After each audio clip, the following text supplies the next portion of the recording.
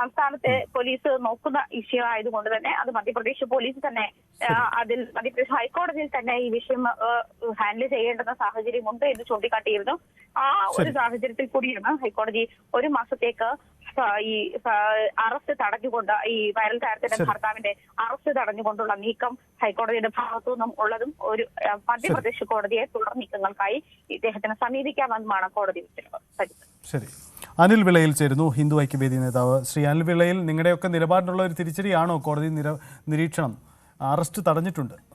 അയ്യോ, താങ്കൾ തെറ്റായിട്ടാണ് ഈ പറയുന്നതെല്ലാം തന്നെ. അത് അറസ്റ്റ് തടഞ്ഞതല്ല, ട്രാൻസിറ്റ് ബെയിൽ എന്നാണ് സാങ്കേതികമായി നിയമപരമായിട്ടും ഇതിന് പറയുന്നത്.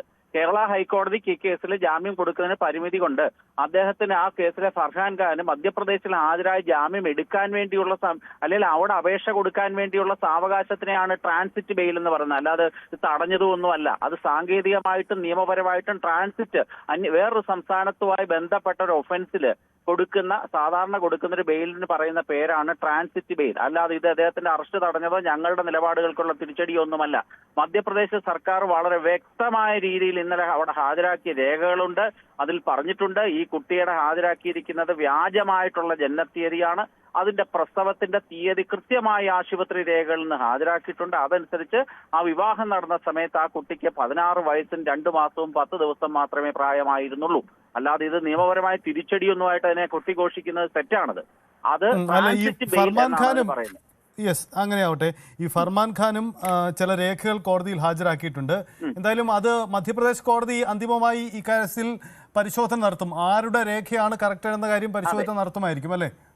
തീർച്ചയായിട്ടും മധ്യപ്രദേശ് സർക്കാർ പറഞ്ഞിരിക്കുന്നത് നമ്മൾ മനസ്സിലാക്കേണ്ട ഒരു കാര്യം, ആ ഫർഹാൻ ഖാനും ഇവിടെ ആ കുട്ടിയും ഹാജരാക്കിയ ആ രേഖകൾ തയ്യാറാക്കാൻ വ്യാജരേഖകൾ ഉപയോഗിച്ചു എന്നാണ് കേസ് വരുന്നത്. അതാണ് മനസ്സിലാക്കേണ്ടത്. അല്ല ഇവിടെ ഹാജരാക്കിയ രേഖ വ്യാജരേഖ എന്നല്ല പറയേണ്ടത്.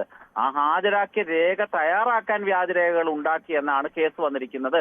അതിന്റെ അടിസ്ഥാനത്തിലാണല്ലോ ആ കുട്ടിയുടെ ഇവിടെ ഹാജരാക്കിയ ബർത്ത് സർട്ടിഫിക്കറ്റ് പട്ടികവർഗ കമ്മീഷന്റെ ഉത്തരവനുസരിച്ചുകൊണ്ട് മധ്യപ്രദേശ് സർക്കാർ റദ്ദാക്കിയിട്ടുണ്ട്.